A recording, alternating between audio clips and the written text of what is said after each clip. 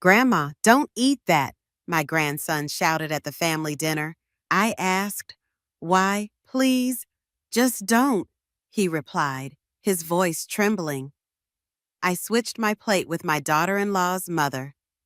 15 minutes later, she simply fainted, revealing an evil plot I never saw coming. I'm glad to have you here. Follow my story until the end and comment the city you're watching from so I can see how far my story has reached. I'm Eleanor, and at 68 years old, I thought I knew my family. I thought the worst betrayal I'd face would be someone forgetting my birthday or missing Sunday dinner. I was wrong. Dead wrong. Literally. It was a Tuesday evening in October when I decided to host what I thought would be a pleasant family gathering. The autumn air had that crisp bite to it that made me want to cook something warm and comforting. I'd spent the entire afternoon preparing my famous pot roast, the same recipe I'd been making for 40 years. The house smelled like home garlic, rosemary, and that rich, deep aroma that only comes from slow-cooked beef. My son Michael arrived first with his wife of 3 years, Vanessa, and my precious grandson, Tommy. At 12 years old, Tommy was the light of my life, always full of energy and curiosity. But that evening, something was different about him. He seemed nervous, fidgety, keeping his eyes on his mother in a way that made my grandmother instincts prickle. Vanessa had been acting strange for weeks. I'd noticed it during our last few visits, the way she'd watch me when she thought I wasn't looking, how she'd steer conversations toward my health, my medications, my advancing age. Though she was only 34, beautiful in that sharp, calculated way some women perfect, with blonde hair that never seemed out of place and a smile that never quite reached her eyes.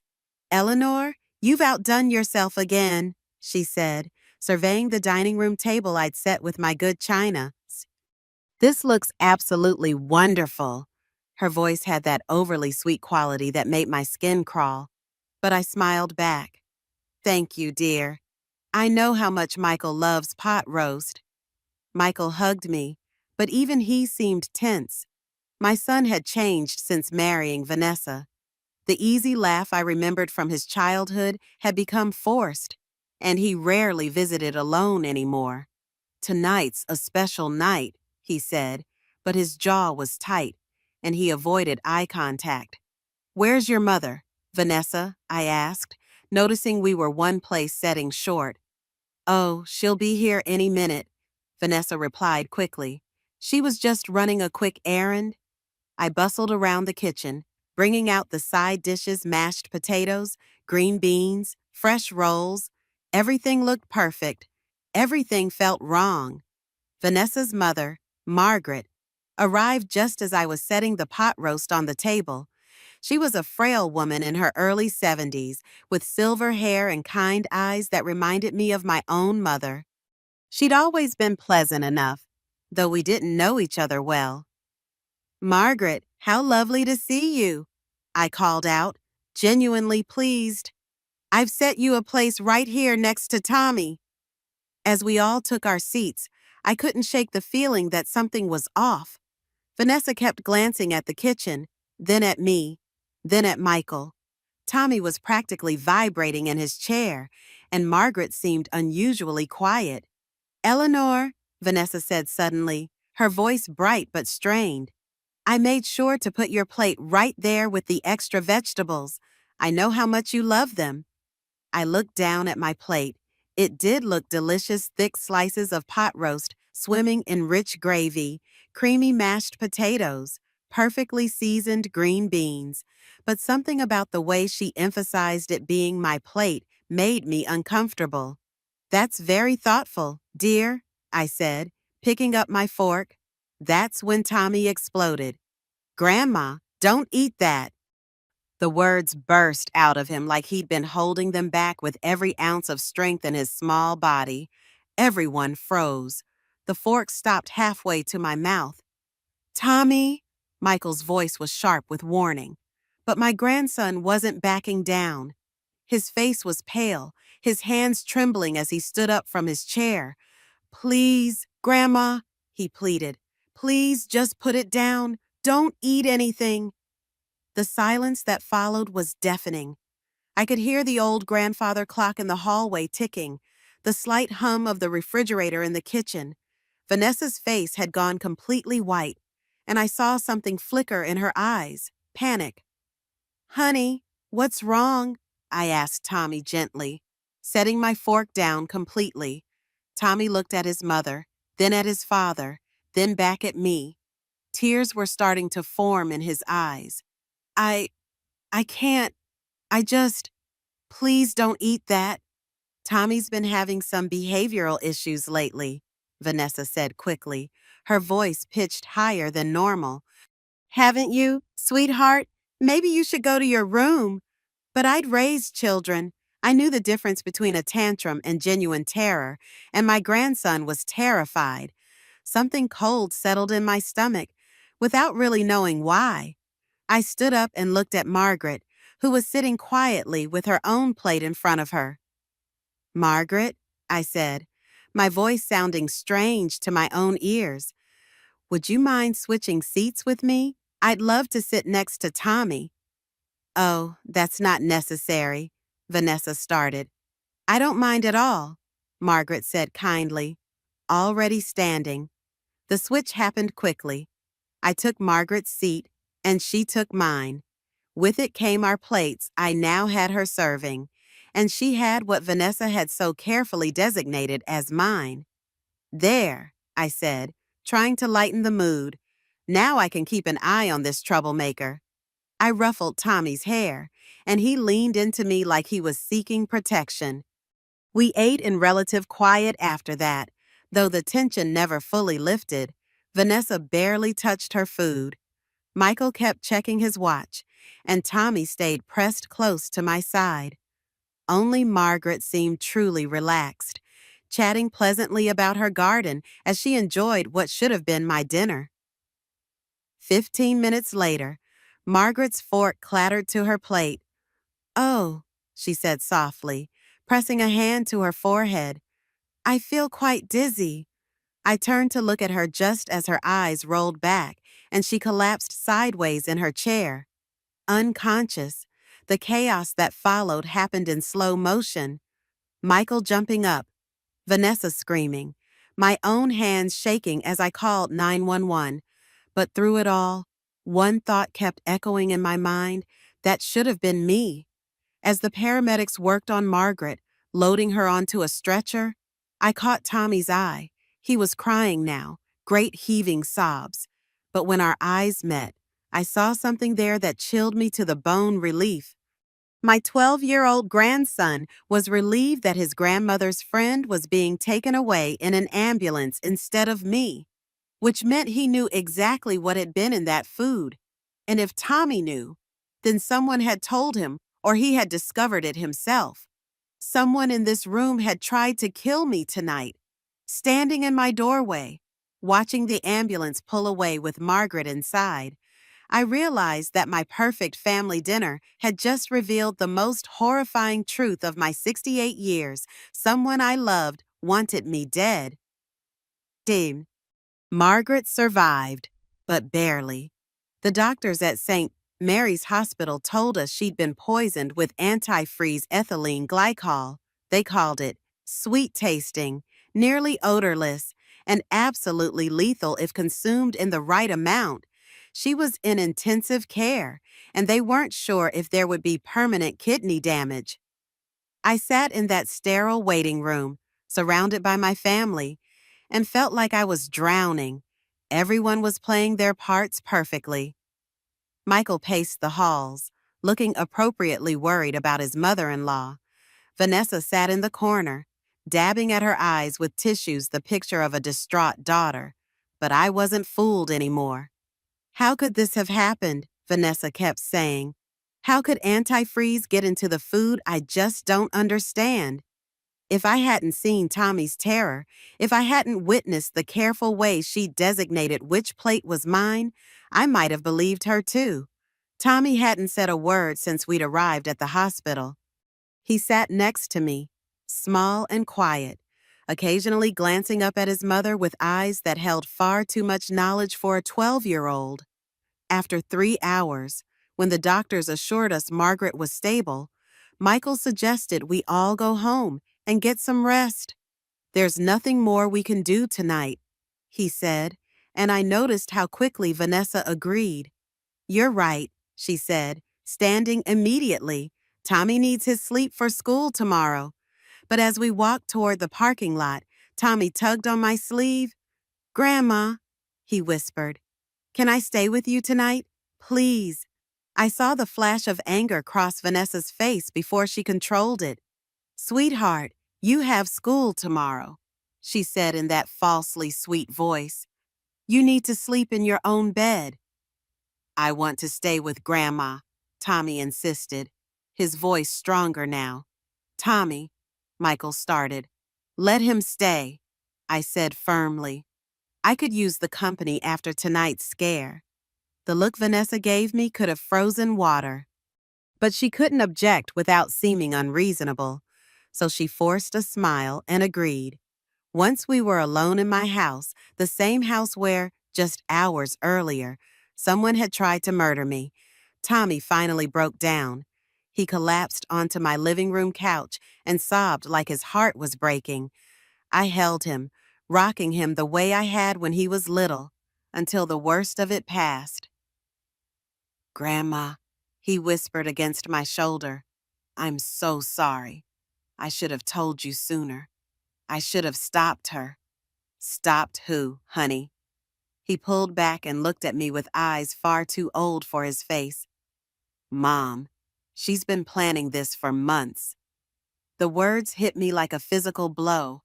I'd known deep down, but hearing it confirmed by my own grandson was devastating. "Tell me everything," I said quietly. What Tommy told me over the next hour destroyed every remaining illusion I had about my family. He'd overheard phone conversations Vanessa talking to someone about getting rid of the old bat and making it look natural. He'd seen her researching poisons on her computer when she thought he wasn't looking. He'd watched her practice putting something in food and stirring it until it dissolved completely. She told me if I ever said anything, she'd send me away. Tommy said, his voice breaking. "She said no one would believe me anyway, because I'm just a kid. But when I saw her put that stuff in your plate tonight—" "How long has this been going on?" "Since the summer," he said. "Maybe longer.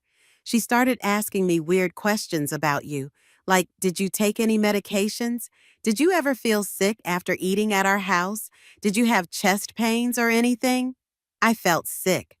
My own daughter-in-law had been using my grandson to gather information about my health, probably to figure out how to make my death look natural. "Nato." "Tommy, is your father involved?" The boy's face crumpled. "I don't know. Maybe. He's been acting really weird lately. And he's been asking about your will a lot." "My will, of course.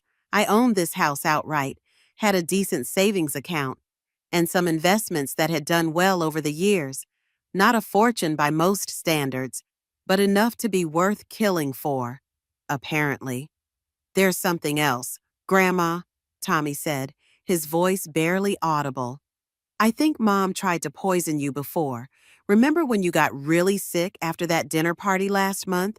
And the time before that when you had to go to the emergency room?" I remembered. Both times I'd attributed it to food poisoning or a stomach bug. Both times it had been Vanessa insisting I eat certain dishes. "She's been practicing," I whispered, the full horror of it hitting me. "She's been testing doses." Tommy nodded miserably. "Tonight was supposed to be the real thing. I heard her on the phone yesterday. She told someone it would finally be over." I sat back in my chair, my mind reeling. My daughter-in-law hadn't just decided to kill me on a whim. This was a carefully planned, methodically executed attempt at murder. She'd been slowly poisoning me for months, probably trying to find the right amount that would kill me without being immediately obvious. And she'd been using my grandson as an unwitting accomplice. forcing him to carry this terrible secret. Tommy, why didn't Margaret get as sick as I would have? Because you're smaller, he said simply.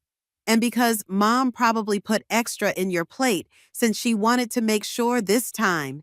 The calculation of it made my blood run cold. Vanessa had literally measured out my death. But there was something else bothering me. Honey, how did you know for sure that tonight was the night? Tommy's face flushed red. I I listened at their bedroom door last night. Mom and Dad were talking. She said the old lady would finally be gone by Wednesday and they could start looking at retirement homes for Grandpa Joe. Retirement homes for my father. My father had passed away years ago. For Grandpa Joe. Not for Grandpa Joe to live in, Tommy said quickly. To put me in? She said once you were gone and they inherited everything, they wouldn't need me around anymore. That I was too much work and knew too much. The room seemed to spin around me. Not only had Vanessa planned to murder me, but she'd also planned to abandon my grandson afterward, her own son. That's when I knew I had to stop her. Tommy continued.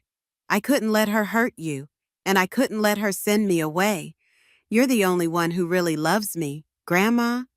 I pulled him close again, my heart breaking for this brave little boy who'd been carrying such a terrible burden.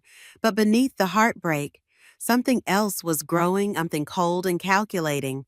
Vanessa thought she was smart. She thought she'd planned the perfect murder. She'd even planned to get rid of the only witness afterward. She had no idea who she was dealing with.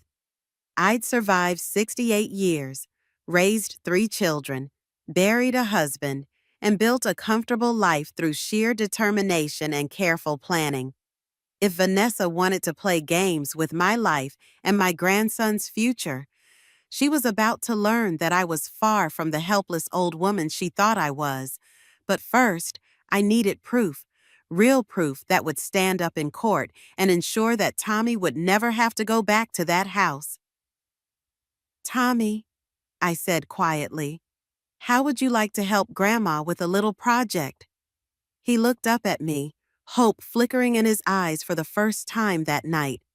What kind of project? I smiled, and for the first time since this nightmare began, it was completely genuine, the kind that's going to save both of our lives. The next morning, I woke up with the kind of clarity that comes from having your back against the wall. Tommy was still asleep on my couch, curled under the old quilt I'd made when Michael was his age. Looking at him, so small and vulnerable, strengthened my resolve. This child had risked everything to save my life. Now it was my turn to save his.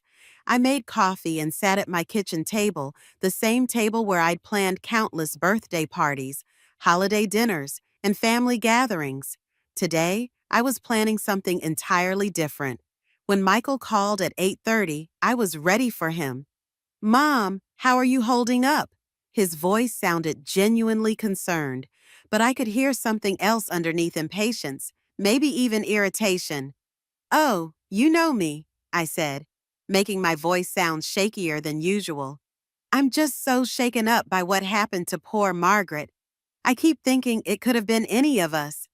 Yeah, it's really scary, he agreed. Listen, Vanessa thinks maybe you shouldn't be cooking for a while. You know, until we figure out how this happened. Maybe we could bring you some meals. Or you could eat out more. How thoughtful of Vanessa to be concerned about my cooking. I almost laughed at the audacity. That's very sweet of her, I said. But I think I'll be fine. I'm going to have the kitchen thoroughly cleaned just to be safe. There was a pause.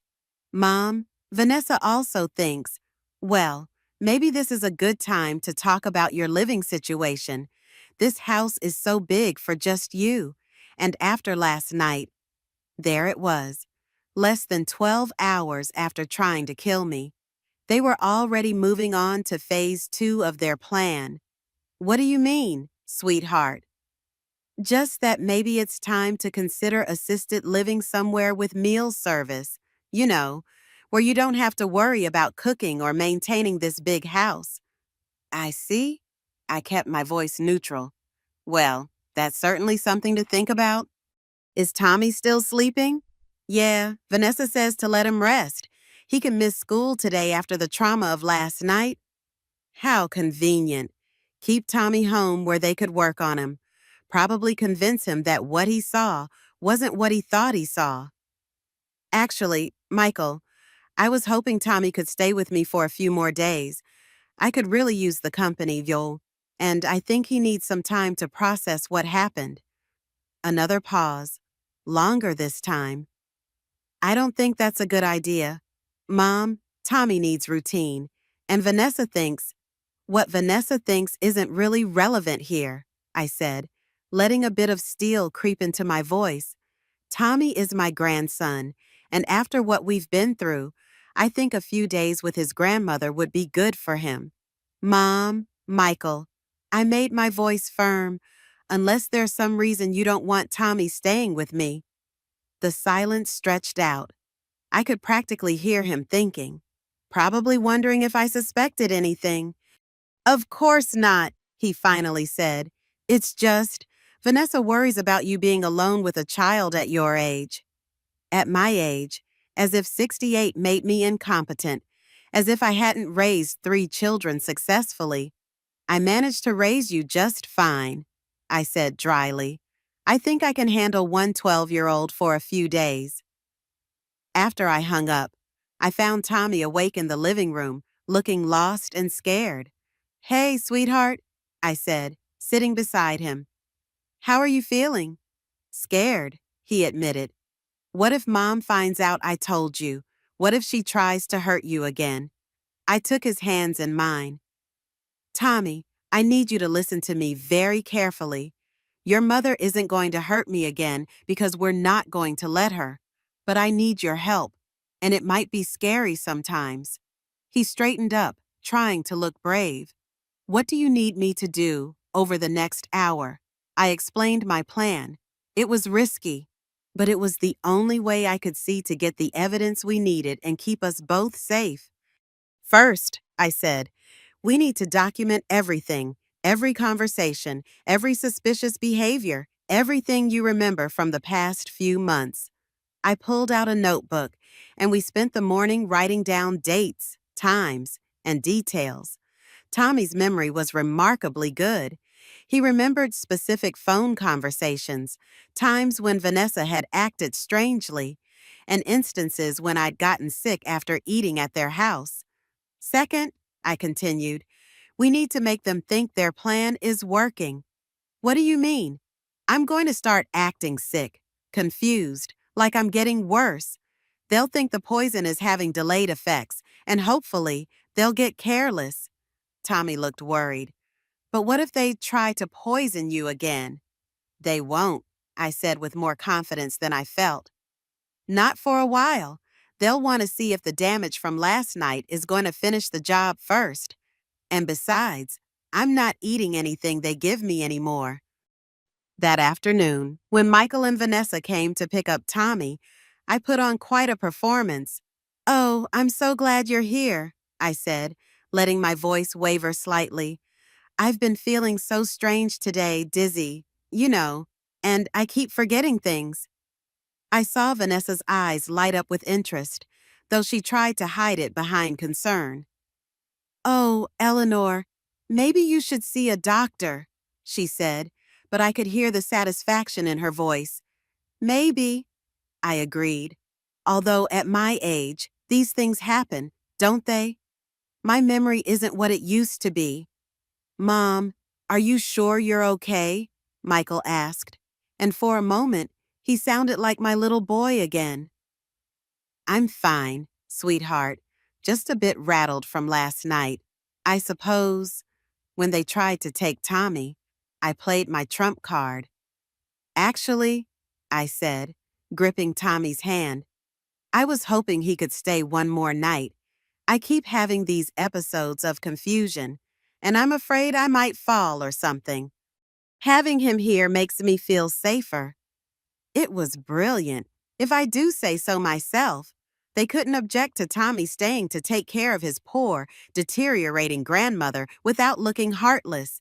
And if they thought I was already showing signs of mental decline, they'd be less worried about me figuring out their plan. Of course, Vanessa said quickly. Tommy should definitely stay and look after you. After they left, Tommy looked at me with something approaching awe. Grandma, you're really good at this. Honey, when you've lived as long as I have, you learn a few things about people. Your mother thinks she's very clever, but she's also very predictable. That evening, Vanessa called to check on me. How are you feeling, Eleanor? She asked, her voice dripping with fake concern. Oh, not very well, I said, adding a slight tremor to my voice. I had another dizzy spell this afternoon, and my stomach has been quite upset. Tommy had to help me to the bathroom. That's terrible, she said, but I could hear the excitement she was trying to suppress. Maybe you should consider going to the emergency room. No, I said quickly. I hate hospitals. I'll be fine. These old bodies just take time to recover. You know. Of course, she agreed. Well, try to get some rest. And Eleanor, maybe you should think about what Michael said this morning about your living situation if you're having episodes like this. You might be right, I said with a heavy sigh. This house is awfully big for someone in my condition. After I hung up, I turned to Tommy, who'd been listening from the kitchen doorway. Did you hear that? I asked. He nodded. She sounded happy that you're sick. Exactly, which means she's going to get sloppy. People get careless when they think they're winning. Over the next 2 days, I perfected my act. I forgot conversations, seemed confused about simple things, and complained of ongoing stomach problems and dizziness. Each time Vanessa called, I sounded a little worse, a little more helpless, and each time I could hear the satisfaction in her voice growing. On the third day, she made her mistake.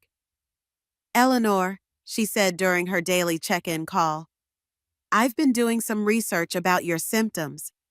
I think you might have had a small stroke. Sometimes they can be so mild you don't even realize it's happening. A stroke. Of course. That would explain the confusion, the dizziness, everything. And if I'd had one small stroke, who would question it if I had a larger, fatal one? Do you really think so? I asked, making my voice sound frightened.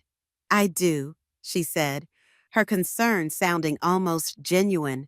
I think you should see a doctor right away. In fact, Michael and I have been talking, and we think you should come stay with us for a while, just until you're feeling better.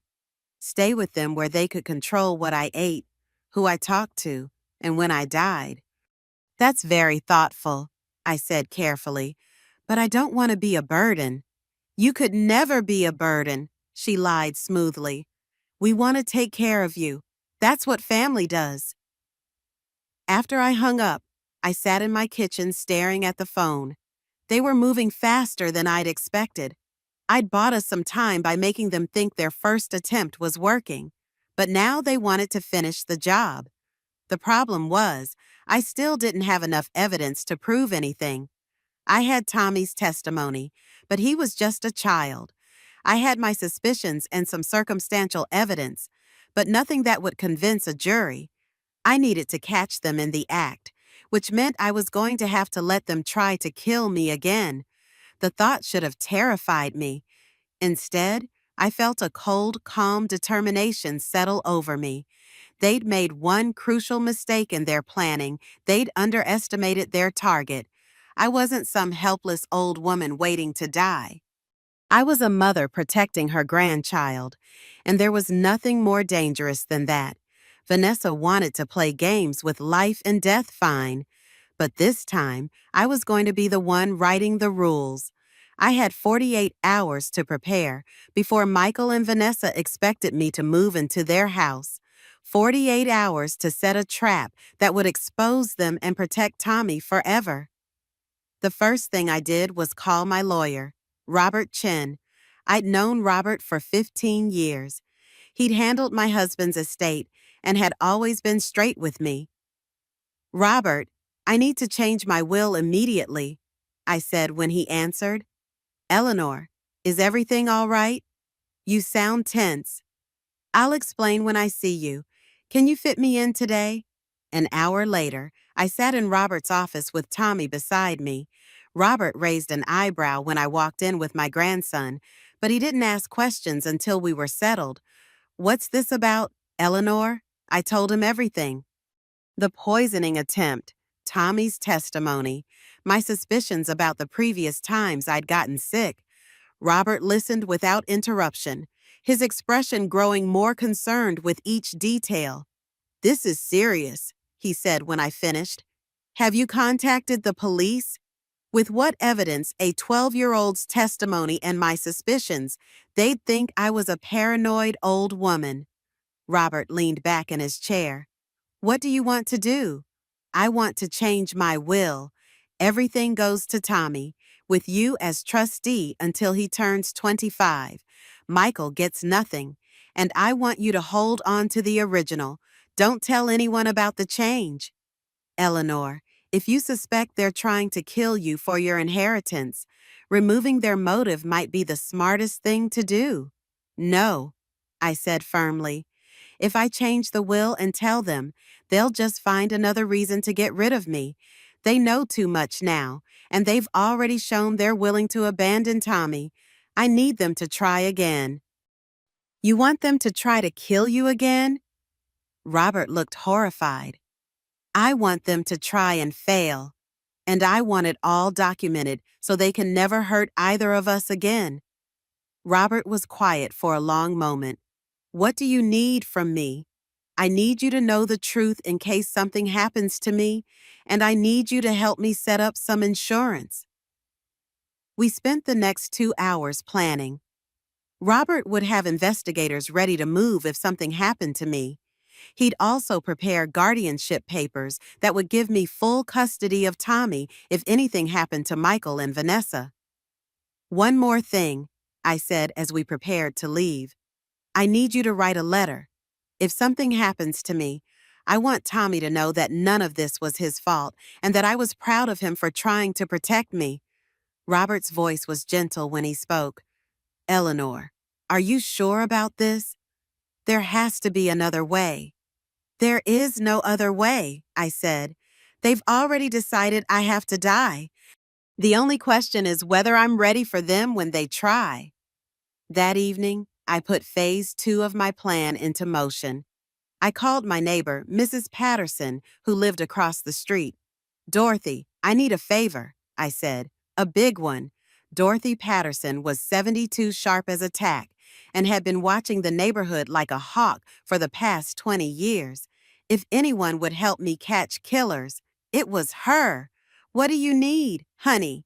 I explained the situation, and Dorothy's reaction was immediate and fierce. "That little blonde witch," she snarled. "I never liked her, always too sweet, you know, and the way she looks at your house like she's already measuring it for new curtains." "Dorothy, I need you to watch my house when they come to get me tomorrow. If anything seems wrong, call the police immediately." "What do you mean, wrong?" "If they take me out of here on a stretcher, if I seem unconscious or drugged, if Tommy looks scared or upset, anything that doesn't look right." "Eleanor, are you sure you want to go through with this?" "I don't have a choice. They're going to keep trying until they succeed, and then Tommy will be left with them. I can't let that happen." The next morning, I prepared my house like a stage set. I placed a small digital recorder in my purse and another one in the kitchen, hidden behind the flour canister. I arranged for Tommy to text Dorothy at specific times. If he missed a text, she'd know something was wrong. When Michael and Vanessa arrived to help me pack, I was ready. "Mom, you look terrible," Michael said, and for once, he seemed genuinely worried. I did look terrible. I'd spent 20 minutes that morning making myself appear sicker pale makeup, trembling hands, the works. "I've been having those dizzy spells all morning," I said weakly. And I'm so confused about everything. I can't even remember what I need to pack. Don't worry about it, Vanessa said quickly. We'll take care of everything. You just sit down and rest. I watched as she moved through my house, touching my things with a familiarity that made my skin crawl. She was already acting like she owned the place. Eleanor, she said, coming back into the living room, I made you some tea. It'll help settle your stomach. She handed me a cup of my own tea, brewed in my own kitchen, and I knew without a doubt that it was poisoned. That's so thoughtful, I said, accepting the cup with shaking hands. This was it, the moment of truth. I lifted the cup to my lips, letting the liquid touch my mouth but not swallowing. Then I pretended to sip it while actually letting most of it spill back into the cup. This tastes different, I said, frowning at the cup. Different how? Vanessa asked, but I could see the tension in her shoulders. Bitter, I said, almost metallic. That's probably just because you're not feeling well, she said quickly. Everything tastes different when you're sick. I took another fake sip, then set the cup down on the side table. I think I need to lie down for a minute, I said, standing up slowly and swaying slightly. Mom, are you okay? Michael jumped up to steady me. Just dizzy, I murmured, leaning heavily on him. What happened next was like watching a play unfold, exactly as I'd written it. I pretended to collapse on the couch, my breathing becoming shallow and irregular. Tommy, who knew what was happening, started crying and calling my name.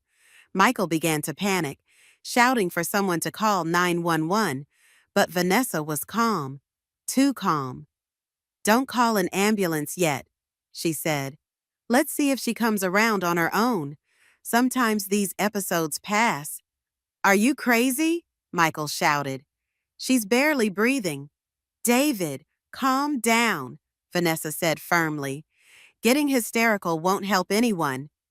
Through my barely opened eyes, I watched her check her watch.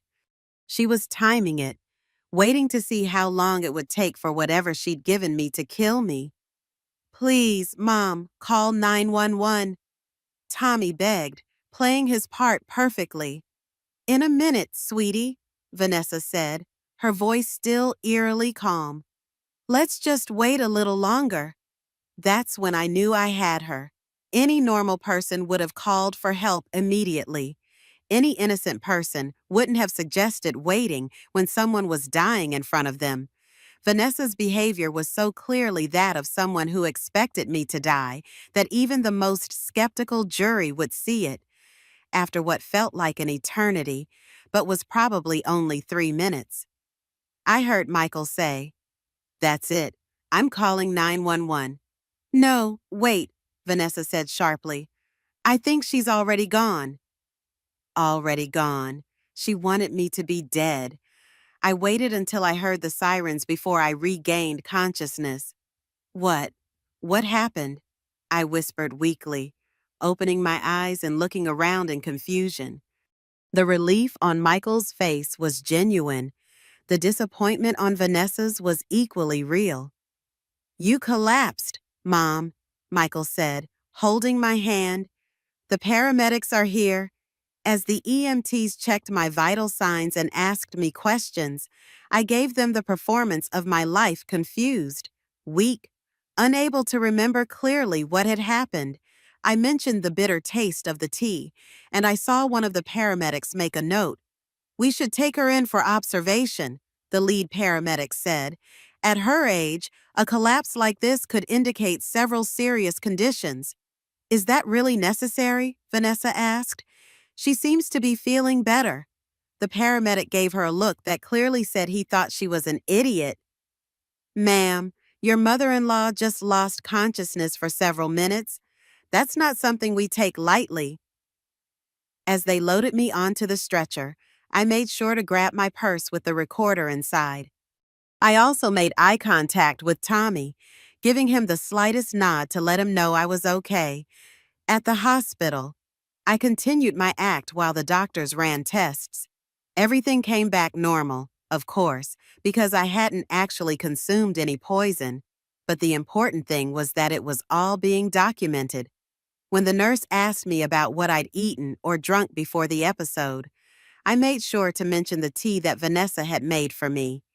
It tasted strange, I said weakly. Bitter, metallic. I've never tasted anything like it. The nurse made a note, and I knew that if anything happened to me in the future, there would be a record of this conversation. Michael and Vanessa visited that evening with Tommy in tow. "How are you feeling, Mom?" Michael asked. "Confused," I said honestly. "The doctors can't figure out what caused the episode. They're running more tests." "I'm sure it's nothing serious," Vanessa said, but I could see the frustration in her eyes. Her plan had failed again, and now there were medical records documenting my symptoms. "The doctor did ask me about the tea," I said casually, watching Vanessa's reaction. "He wanted to know exactly what was in it." Vanessa's face went pale. "The tea. It was just regular tea, Earl Grey." "I think that's what I told him," I said. But he seemed very interested in the metallic taste I mentioned. He said they might want to test it. Test it? Michael looked confused. Test tea? When someone has an unexplained collapse, they have to consider all possibilities, I said, including the possibility that something they consumed might have caused it. The silence that followed was deafening. Vanessa's hands were shaking, and she kept glancing toward the door like she wanted to run. "Well," she said finally, her voice pitched too high, "I threw the cup away. I was just cleaning up while we waited for the ambulance." Of course she had.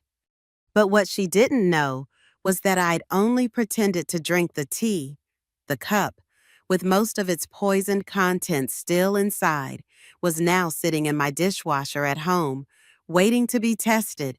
And Dorothy Patterson had watched her throw something into my garbage can when she thought no one was looking. As visiting hours ended and my family prepared to leave, I caught Tommy's hand.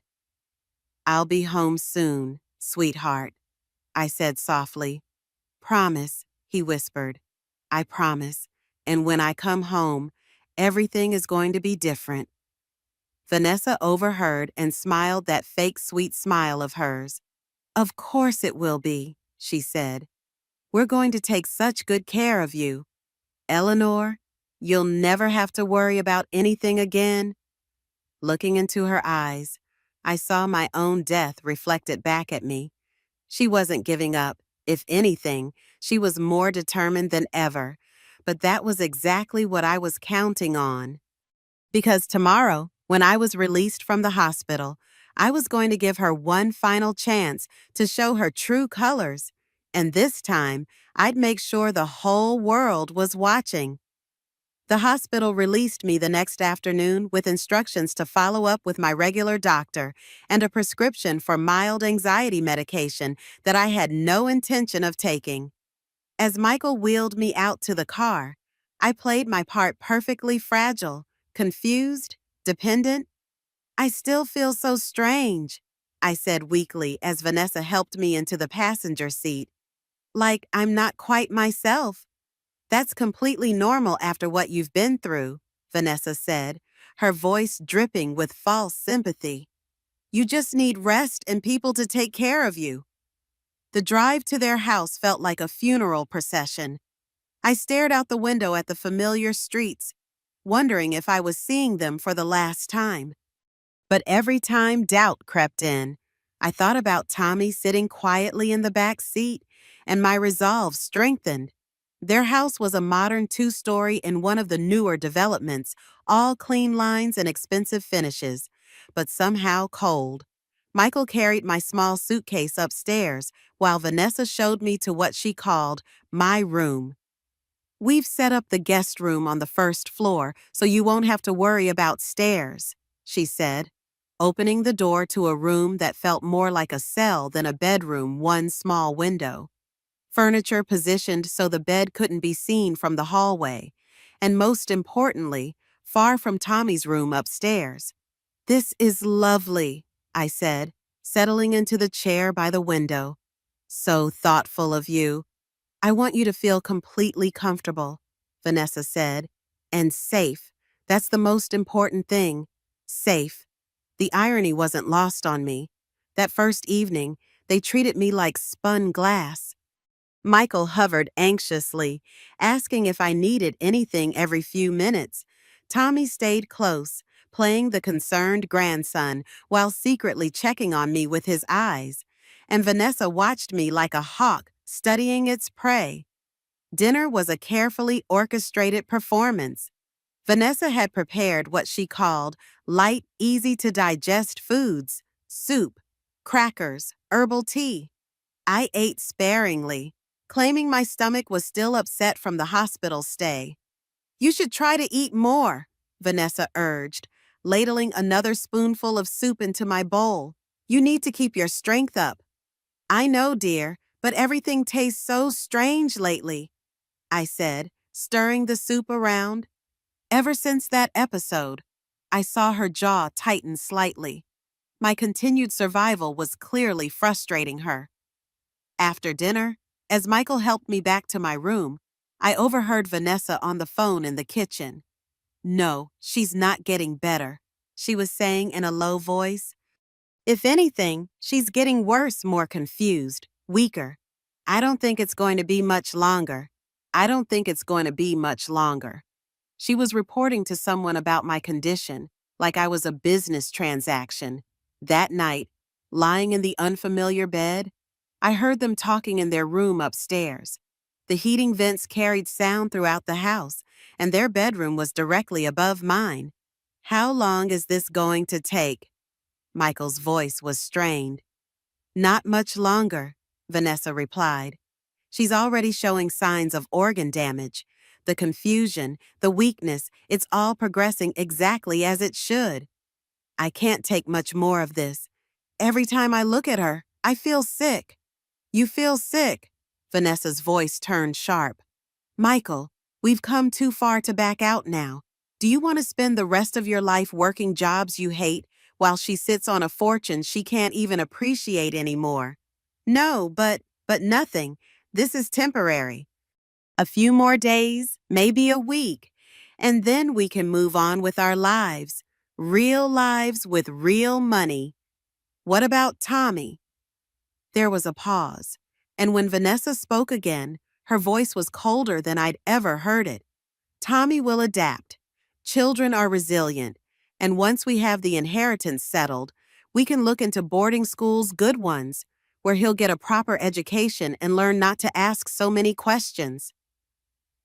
Boarding school, they were planning to ship my grandson away as soon as I was dead, and they had their hands on my money.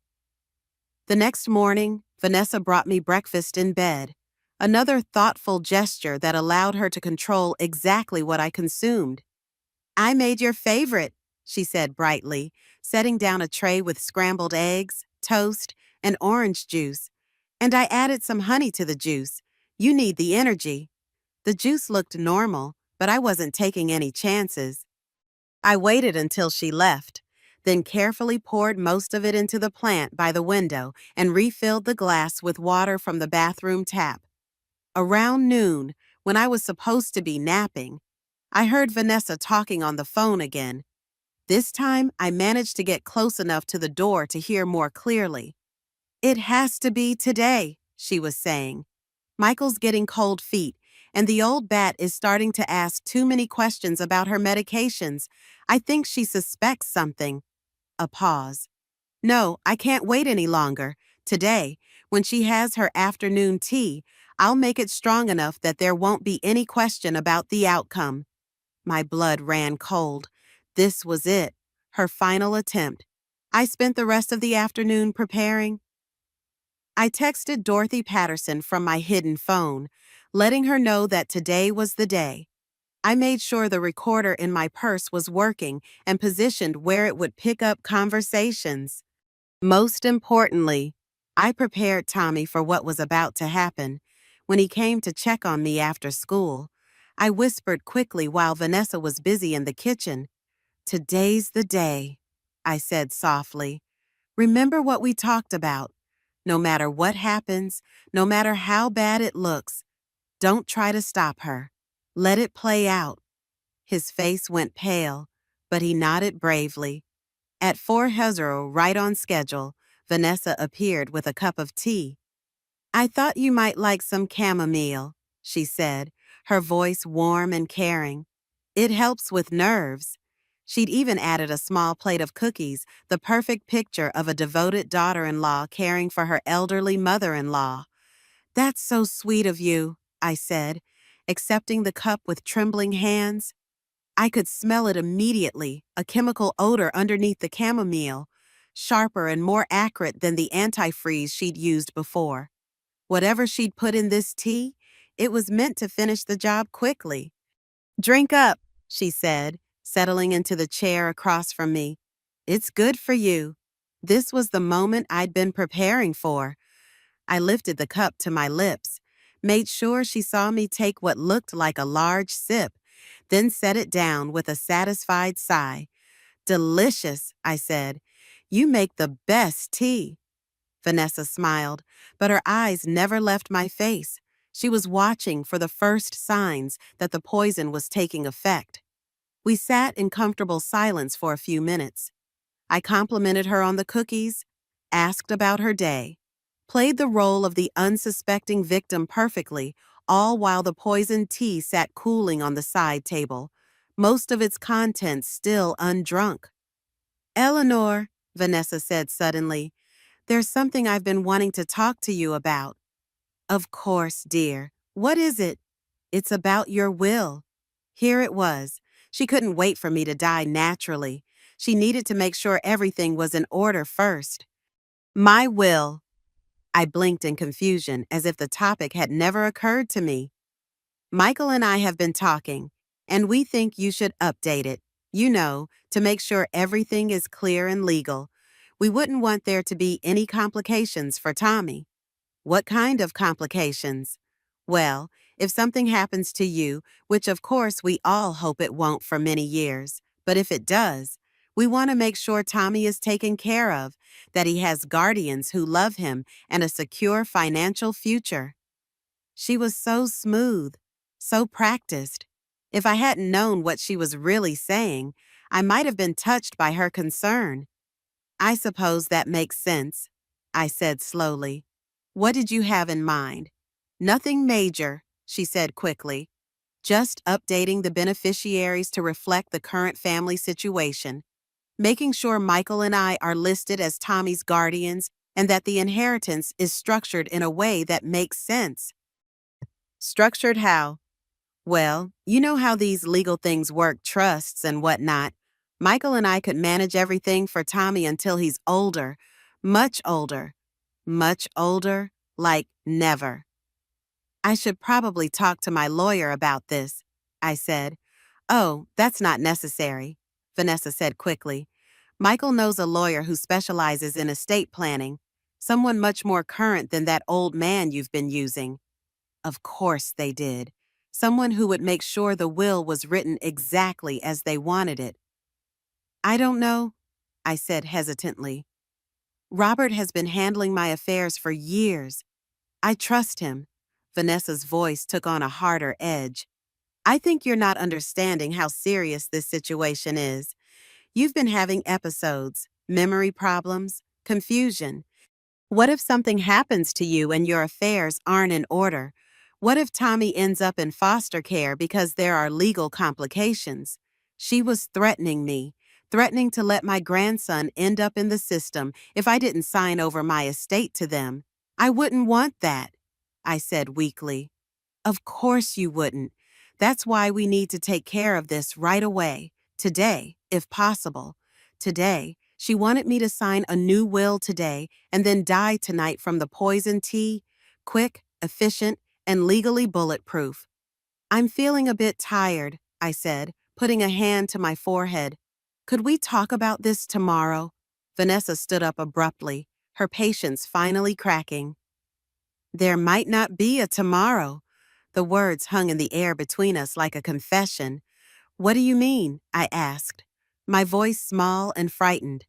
She caught herself, forcing her expression back into one of concern.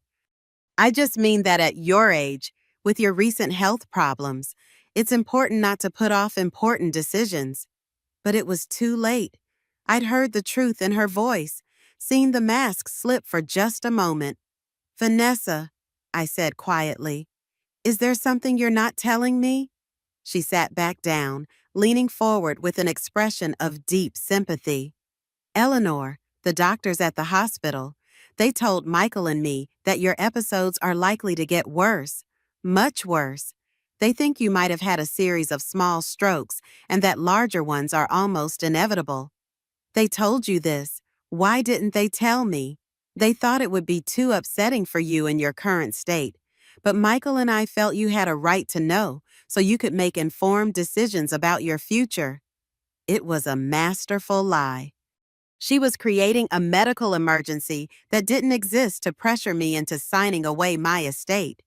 And she was using my supposed mental incompetence to explain why I wouldn't remember conversations that had never happened. How long do I have? I whispered. They don't know for sure, she said gently. But they think you should put your affairs in order as soon as possible. I sat back in my chair, letting the full weight of her deception wash over me. She wasn't just trying to kill me for my money. She was torturing me first, making me believe I was dying naturally so I'd cooperate in my own destruction. I need to think about this, I said finally. Of course, Vanessa said, standing up again. But don't think too long, for Tommy's sake. After she left, I sat staring at the teacup on the table. In it, I could see the reflection of everything I'd lost: my son's love, my sense of family, my trust in the people closest to me. But I could also see something else: my own strength, still intact after 68 years of life's challenges. Vanessa thought she'd broken me down, made me helpless and dependent. She thought I was just a confused old woman who would sign whatever papers she put in front of me. She was about to learn how wrong she was, because tomorrow morning I was going to give her exactly what she wanted: a confrontation that would expose her for what she really was. And this time, I was going to make sure there were witnesses. I woke up the next morning to the sound of Vanessa moving around the kitchen, probably wondering why I wasn't dead yet. The poisoned tea sat on my nightstand exactly where I'd left it, a testament to her failed plan. Today was the day I stopped running and started fighting back. At 8 huzzaries sharp, there was a knock at the front door. Vanessa answered it, and I heard her surprised voice greeting someone. Mr. Chen, what are you doing here? I'm here to see my client. Robert's voice was firm and professional. Mrs. Parker called me yesterday and asked me to come by this morning. Of course, I'd done no such thing, but Robert was playing his part perfectly. We'd arranged this as part of our contingency plan. She's not feeling well, Vanessa said, and I could hear the tension in her voice. Perhaps you could come back another time. I'm afraid this can't wait, Robert replied. It's regarding her will? The magic words. I heard quick footsteps, and then Vanessa was in my room, her face flushed with excitement and anxiety. Eleanor, your lawyer is here, she said. He says you called him about your will. Did I? I blinked in confusion. I don't remember calling anyone. It's all right, she said quickly. You've been having some memory issues, but since he's here, maybe we should take care of that business we discussed yesterday. Perfect. She was so eager to get her hands on my estate that she was walking right into my trap. I suppose that would be all right, I said weakly. Could you help me to the living room? As we made our way slowly down the hall, I saw Robert in the living room, but he wasn't alone. Detective Sarah Martinez from the local police department sat beside him, dressed in plain clothes, but with an unmistakable air of authority. Who's this? Vanessa asked sharply. Detective Martinez, Robert said smoothly. She specializes in elder fraud cases. Given Mrs. Parker's recent health issues and the sensitive nature of estate planning, I thought it would be prudent to have a witness present. Vanessa's face went pale, but she couldn't object without looking suspicious. Of course, she said tightly. We want everything to be completely legal. As I settled into my chair, Detective Martinez smiled warmly at me. Mrs. Parker, I understand you've been having some health concerns lately. Yes, I said, glancing nervously at Vanessa. Having episodes, confusion, memory problems. My daughter-in-law thinks I might have had some small strokes. I'm sorry to hear that, the detective said. Have you seen a neurologist about these symptoms? The doctors at the hospital ran some tests, I replied, but Vanessa says they told her things they didn't tell me. Detective Martinez raised an eyebrow and looked at Vanessa. Is that right, Mrs. Parker? They didn't want to upset her, Vanessa said quickly. Given her fragile state, I see. And you felt it was appropriate to share medical information that doctors had decided to withhold from their patient. The question hung in the air like a sword. Vanessa opened her mouth, then closed it again. I thought she had a right to know. Of course, Detective Martinez said smoothly. Now, Mr. Chin tells me there's some urgency about updating Mrs. Parker's will. Yes, Vanessa said, gaining confidence again. We want to make sure everything is in order, especially with her health being so uncertain. That's very thoughtful of you, the detective said. And what changes did you have in mind? This was the moment I'd been waiting for. I watched as Vanessa launched into her carefully prepared speech about guardianship for Tommy, trust funds, and the importance of having younger people manage the estate. She was so focused on selling her story that she didn't notice Detective Martinez taking notes or the small recording device sitting openly on the coffee table. So, you believe Mrs. Parker is mentally incompetent to manage her own affairs? Detective Martinez asked when Vanessa finished. Not incompetent, Vanessa backtracked quickly. Just confused sometimes, forgetful, but competent enough to make major changes to her will. Well, yes, with guidance. Whose guidance? Yours? Vanessa was starting to look trapped. Michael and I just want what's best for the family. Of course you do, Detective Martinez said. Mrs. Parker, do you remember asking your daughter-in-law to make you tea yesterday afternoon? My heart raced, but I kept my expression confused. Tea? Yes, I think so. Chamomile tea? And how did it taste? Strange, I said slowly. Bitter. I didn't finish it. Detective Martinez nodded and looked at Vanessa. I understand you threw away the teacup after your mother-in-law's episode. I was just cleaning up, Vanessa said, but her voice was starting to crack. Fortunately, your neighbor, Mrs. Patterson, noticed you putting something in the garbage. She was concerned about Mrs. Parker and decided to preserve the evidence. The color drained from Vanessa's face completely. Evidence, she whispered. The teacup and its remaining contents have been tested. Mrs. Parker, Detective Martinez said calmly, we found traces of strychnine. That's a very serious poison. The silence that followed was deafening. I watched as Vanessa's world collapsed around her, her carefully constructed plans crumbling like a house of cards. That's impossible, she stammered. There must be some mistake. There's no mistake, Detective Martinez said, standing up. We've also tested the dishwater from Mrs. Parker's house after the first incident. Same poison, different concentration. It appears you've been attempting to murder your mother-in-law for several months. No, Vanessa jumped to her feet. This is ridiculous. I would never. We also have testimony from a witness, the detective continued relentlessly. Someone who overheard you discussing your plans. Vanessa spun around to look at me, her face twisted with rage and desperation. You, she hissed. You knew. You've been playing games with me. For the first time since this nightmare began, I dropped my act completely. I sat up straight, looked her directly in the eye, and smiled. Yes, I knew, I said clearly. I've known since the night you tried to poison me the first time, the night my grandson saved my life by warning me. Tommy, she breathed, understanding flooding her face.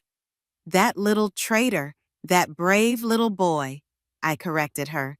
He's been carrying the weight of your evil for months, terrified that you'd kill me and then abandon him. He's 12 years old, 12, and you made him an accessory to attempted murder. I gave him everything, she screamed, her composure finally shattering completely. I gave him a home, food, clothes, everything he needed. You gave him nightmares, I said, my voice hard as steel. You gave him the impossible choice between saving my life and staying loyal to his mother. You used him as a spy, gathering information about my health so you could plan my murder more effectively. Detective Martinez stepped forward. Vanessa Parker, you're under arrest for attempted murder. As the handcuffs clicked around Vanessa's wrists, she turned to me one last time, her beautiful face ugly with hatred. You think you've won, she snarled. Michael will never forgive you. Tommy will never get over what you've done to his mother. You'll die alone, you bitter old woman. I looked at her calmly. Vanessa, I've been alone for 3 years ever since you married my son and started poisoning him against me. The difference is, now I'm alone by choice, not because someone is trying to kill me. As they led her away, Michael came running down the stairs. He'd been upstairs the whole time, probably hiding from what he knew was about to happen. Mom, what's going on? He asked, though the guilt written all over his face told me he knew exactly what was going on. Your wife has been arrested for trying to murder me. I said simply. That's impossible, he said, but his voice lacked conviction. Michael, Detective Martinez said, we're going to need to talk to you as well.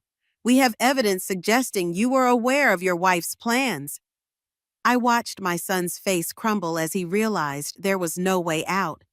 He'd made his choice when he decided my money was worth more than my life, and now he was going to face the consequences. Mom, he whispered, I never wanted this to happen. Yes, you did, I said sadly. Maybe not at first, but somewhere along the way, you decided I was worth more dead than alive. You let her turn you into someone I don't recognize.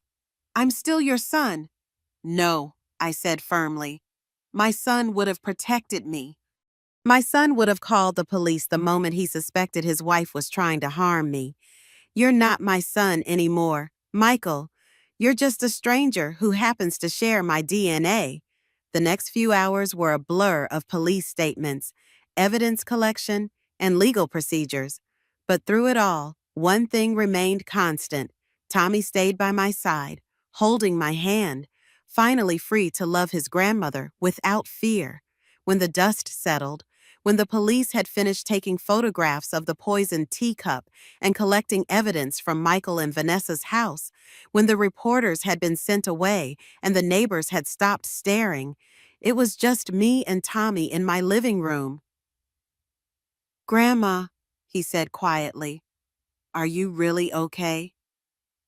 I'm better than okay, sweetheart, I said, pulling him close. I'm free. What's going to happen to me now? I held him tighter. You're going to live with me. I've already talked to the lawyers about getting legal guardianship. You're going to go to school, play with your friends, and never have to worry about grown-ups who hurt people ever again. What about Mom and Dad? I was quiet for a moment, choosing my words carefully. Your parents made some very bad choices. Tommy, they're going to have to face the consequences of those choices. But that's not your fault, and it's not your responsibility to fix it. Do you think they ever really loved me? The question broke my heart.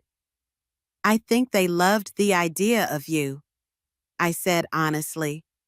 But real love doesn't threaten to send someone away when they become inconvenient. Real love doesn't ask a child to keep dangerous secrets. How do you know the difference? I smiled and kissed the top of his head. Real love protects you even when it's hard, even when it means making sacrifices, even when it means standing up to people who should love you but don't. 6 months later, I sat in the same living room, watching Tommy do his homework at the coffee table where Detective Martinez had placed her recording device. The house felt different now, lighter, safer, filled with the kind of laughter that comes from genuine happiness rather than polite pretense.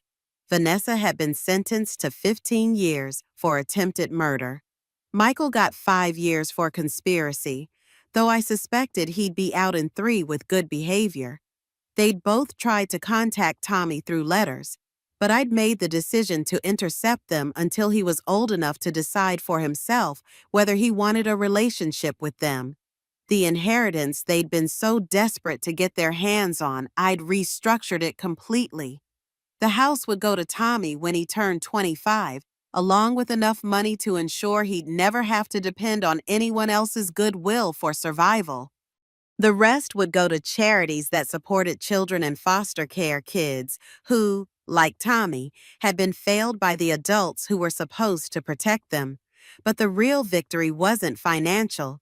It was the sound of my grandson laughing at something on television, the way he ran to hug me when he came home from school, the fact that he slept peacefully at night without nightmares about his grandmother being murdered.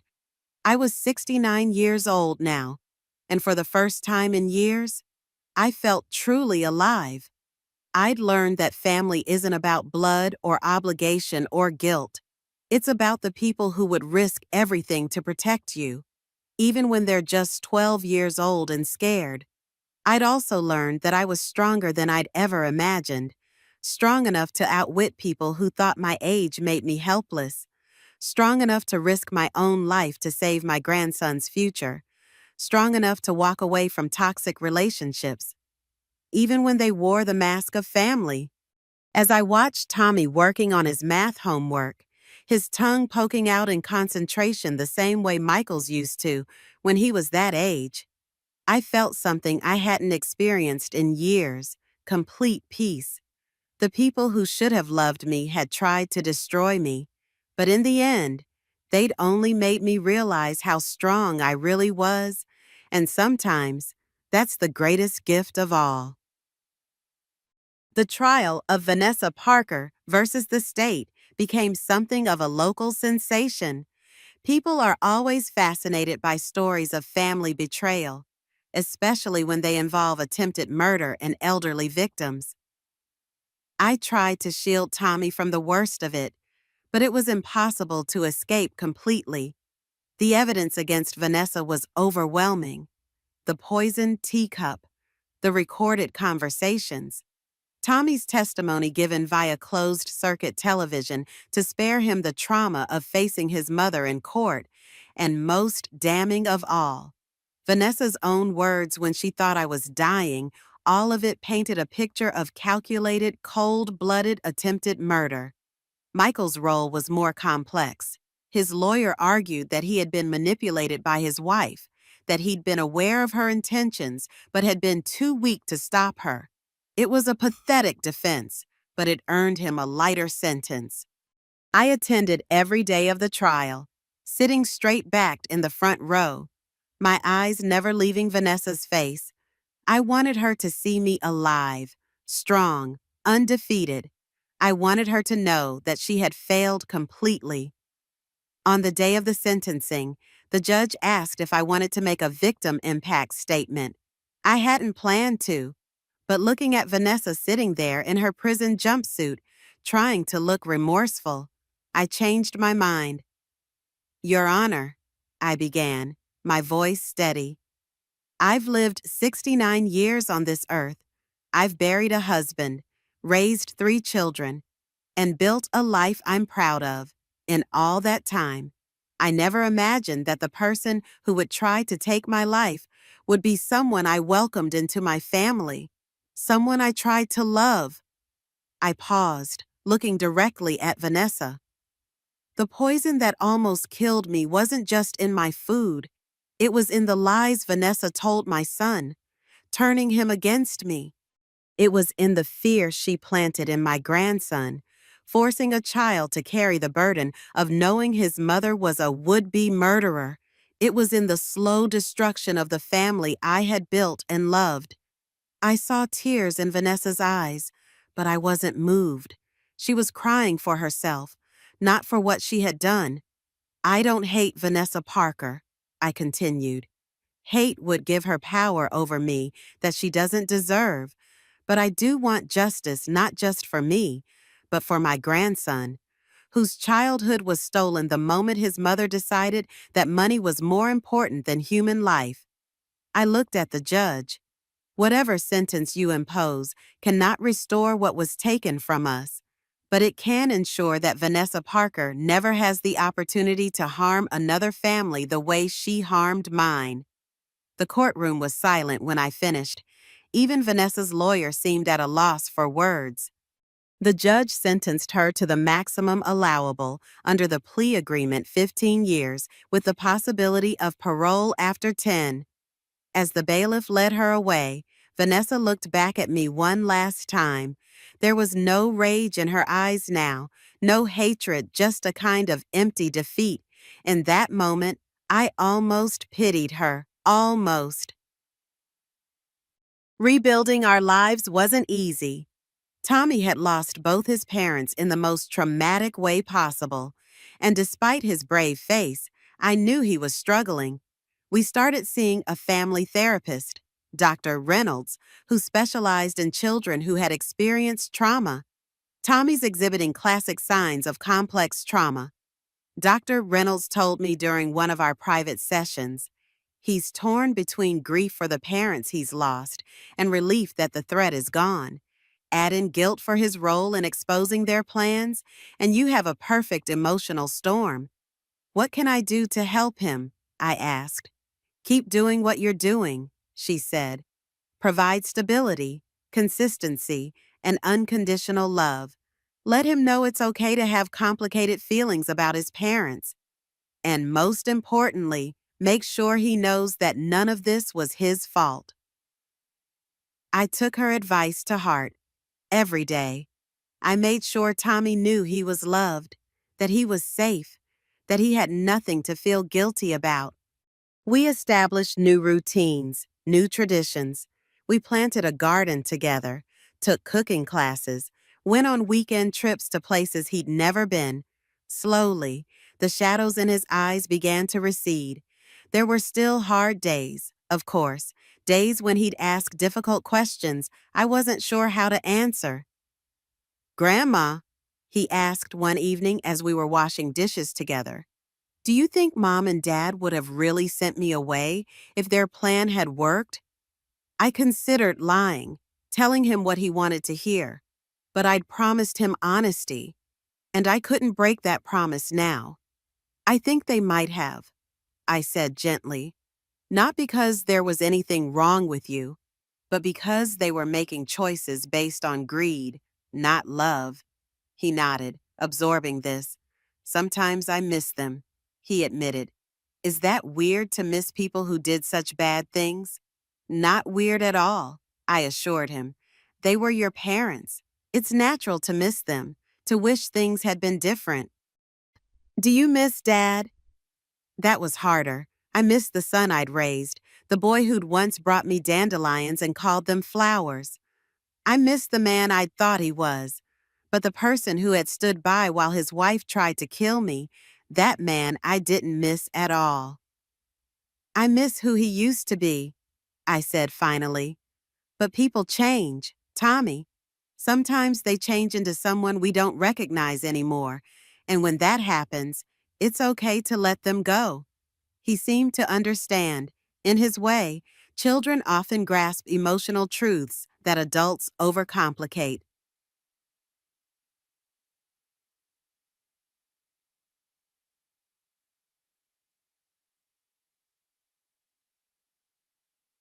As the months passed, we settled into our new normal. I enrolled in a senior art class at the community center, something I'd always wanted to try but never found the time for.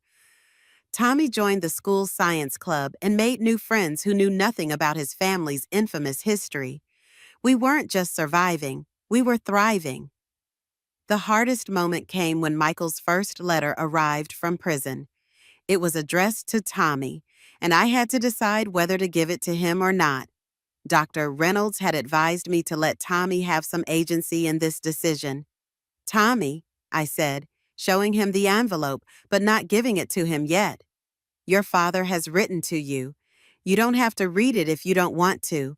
And if you do want to read it, we can do it together, or you can read it privately. It's entirely up to you. He stared at the envelope for a long time, his expression unreadable. Finally, he said, I think I want to read it, but not yet. Maybe we can put it in a drawer, and I'll read it when I'm ready. Of course, I said, relieved that he wasn't rejecting the letter outright, but also wasn't rushing into what could be an emotionally dangerous situation.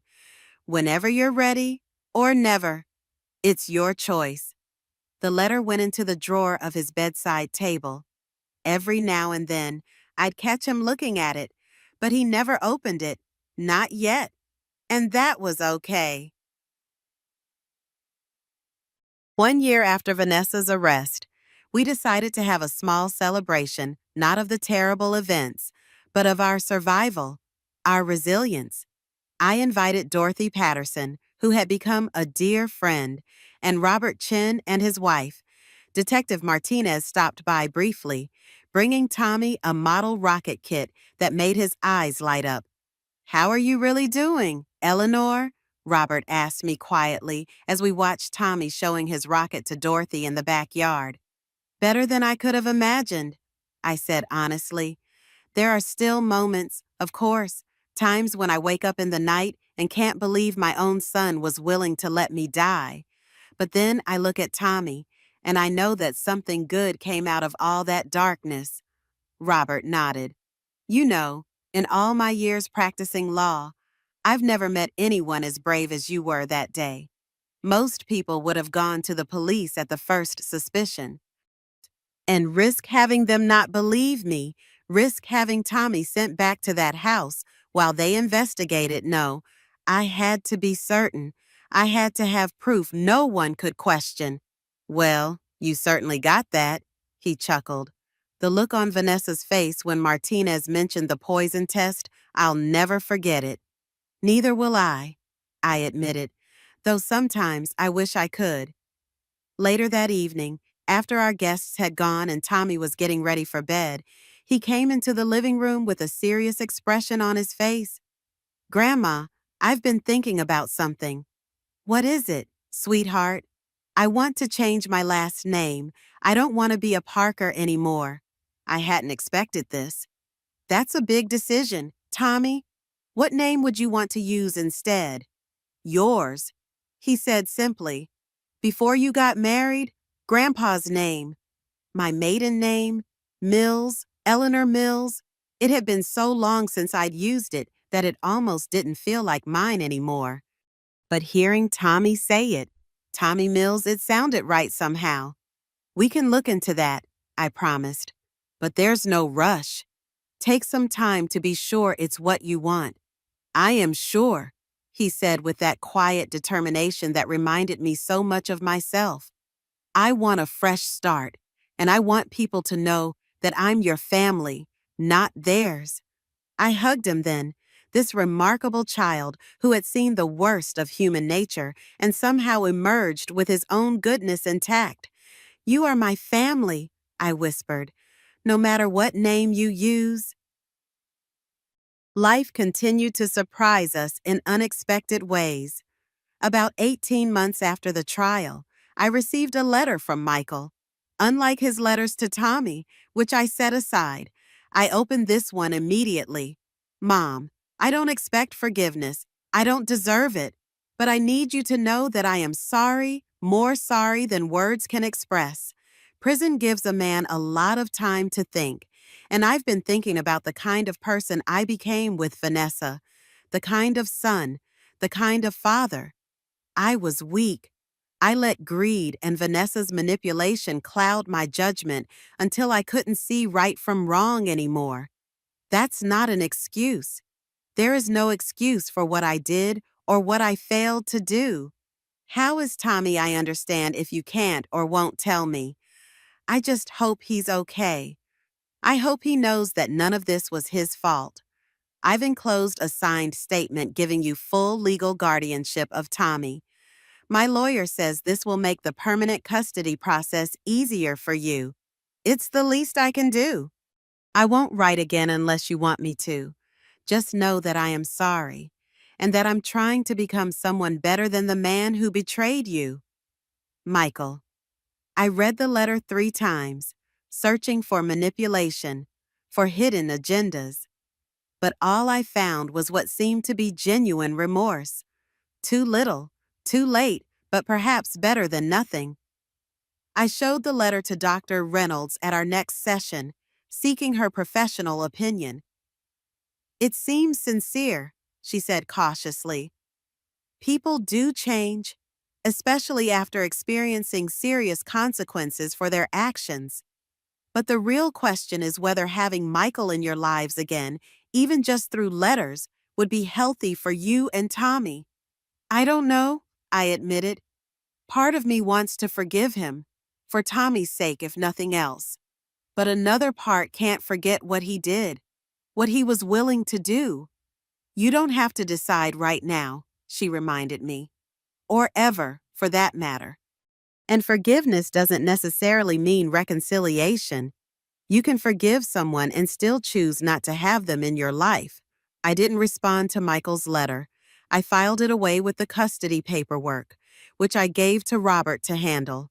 Maybe someday I'd find it in my heart to forge some kind of relationship with my son again, but not yet, and maybe not ever. And that was okay too.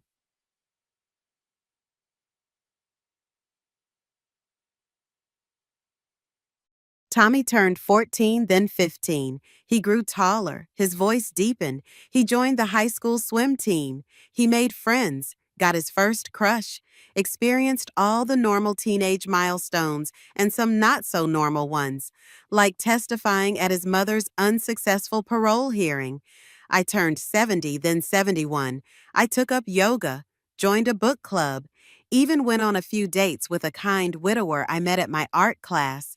Life moved forward, as it always does, and one day, I realized that I had gone an entire week without thinking about Vanessa or the poison or the fear. A whole week of just living, without the shadow of betrayal hanging over me. Grandma, Tommy said that evening as we were having dinner, you seem different lately, happier. Do I? I smiled. I suppose I am. I think I've finally let go of the past. I'm glad, he said simply. Then, after a pause, I opened Dad's letter last night, the one he wrote 2 years ago. I tried to keep my expression neutral. And how do you feel about that? He shrugged, pushing his peas around his plate. Confused, mostly. He said he's sorry, that he loves me, that he hopes I can forgive him someday, but I don't know if I can, or if I want to. You don't have to decide now, I told him, echoing Dr. Reynolds' words to me. Or ever. I know, he nodded, but I think I might want to write back to him. Not to forgive him, just to let him know I'm okay, that we're okay. Would that be all right? Of course it would, I assured him. That's entirely your decision. He smiled then, that bright, genuine smile that never failed to warm my heart. Thanks, Grandma, for everything. In that moment, looking at my grandson strong, resilient, kind, despite everything he'd been through, I knew with absolute certainty that we had won. Not just the legal battle, not just the struggle to rebuild our lives, but the fight to preserve our capacity for joy, for trust, for love. Vanessa and Michael had tried to destroy us for money. They had calculated the value of my life and found it worth less than my bank account. They had treated Tommy as an inconvenient witness to be disposed of when he was no longer useful. But they had failed, completely and utterly failed. Because here we were, 3 years later, eating dinner and talking about the future. Here we were, planning a summer vacation to the Grand Canyon. Here we were, alive and whole and free. And in the end, that was the greatest victory of all.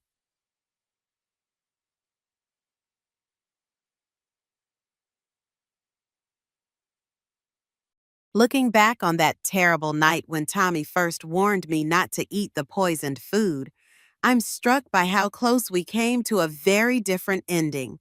If Tommy hadn't been brave enough to speak up, if I hadn't trusted my instincts, if I had dismissed my grandson's warning as childish dramatics, I wouldn't be here now. Watching him grow into the remarkable young man he's becoming, life is fragile that way. It can turn on a single moment, a single decision, a single act of courage. I think about Margaret sometimes, Vanessa's mother who unknowingly ate the poison meant for me. She recovered eventually, though she suffered some permanent kidney damage. She moved to Arizona to live with her sister, far away from the scandal her daughter had created. We exchange Christmas cards each year, a strange connection forged by a terrible, almost tragedy. Dorothy Patterson still lives across the street, still watches the neighborhood like a hawk, though now she does it with a renewed sense of purpose. You never know what's happening behind closed doors, she likes to say. Sometimes people need someone to be paying attention. Robert Chen retired last year, though he still handles my legal affairs. "You're my most interesting client," he told me at his retirement party. How could I possibly give that up? Detective Martinez was promoted to sergeant. She stops by occasionally, usually with some small gift for Tommy, a book she thought he'd enjoy, a keychain from a recent trip. "Just checking in on my favorite witnesses," she always says. As for me, I've discovered something surprising in my 8th decade of life, a profound sense of freedom. Freedom from fear, from the need to please others, from the obligation to maintain toxic relationships simply because they're labeled as family. I've learned that family is a choice we make every day, a choice to love, to protect, to stand by someone even when it's difficult. Tommy and I chose each other in the midst of betrayal and danger. We continue to choose each other every day, and that choice has made all the difference. So if there's a moral to my story, perhaps it's this: age doesn't determine strength. Love doesn't always come from the places we expect. And sometimes, the most important person in your corner is a 12-year-old boy with enough courage to say 5 simple words. "Grandma, don't eat that." Now I'm curious about you who listened to my story. What would you do if you were in my place? Have you ever been through something similar? Comment below. And meanwhile, I'm leaving on the final screen 2 other stories that are channel favorites, and they will definitely surprise you. Thank you for watching until here. Dendyun.